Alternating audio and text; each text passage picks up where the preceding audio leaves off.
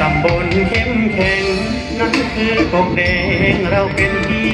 หนึ่งหากใครมาเที่ยวมาถึงสุดซึ้งแสนประทับใจ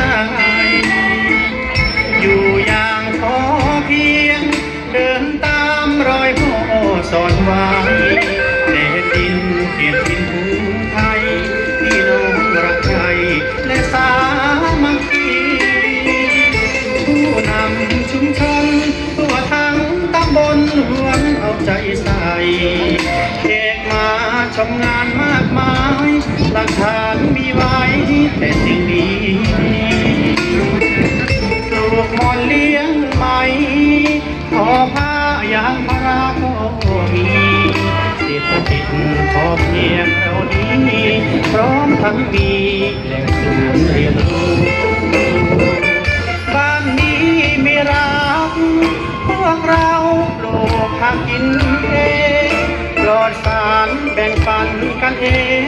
ขยันรีบเร่งมีกินปลาร้าแจ่วบองผักไม้กวาดเลี้ยงไก่เลี้ยงหมูลุงตัดเสื้อเย็บปักถักมือน่าชมยิ่งคือถนนสวยงามไหว้สุดดวงใจวัดศรีวิชัยกราบหลวงปู่ขอพรแด่ท่านพระครู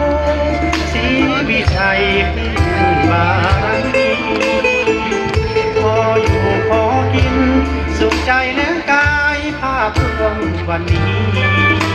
กกแดงของเรามีดี